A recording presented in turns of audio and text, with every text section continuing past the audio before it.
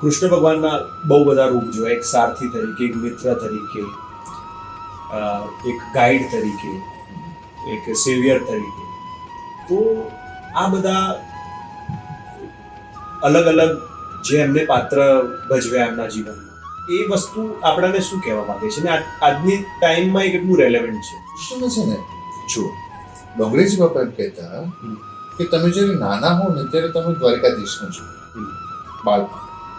યુવાવસ્થા તમે યોગેશ્વર કૃષ્ણને જુઓ, અને વૃદ્ધાવસ્થામાં તમે બાલકૃષ્ણને જુઓ. જ્યારે તમે નાના હો ને ત્યારે તમારે એક છત્રની જરૂર હોય, એ છત્ર આપનાર દ્વારકાધીશ છે. યુવાન તમે જ્યારે હો ત્યારે તમને એક મિત્રની જરૂર હોય, અને એ મિત્ર તરીકે તમે યોગેશ્વરને ભજી શકો. અને જ્યારે તમે વૃદ્ધાવસ્થામાં હો ને ત્યારે તમારે પુત્રની જરૂર હોય, એટલે એ રૂપે તમે બાલકૃષ્ણ છો.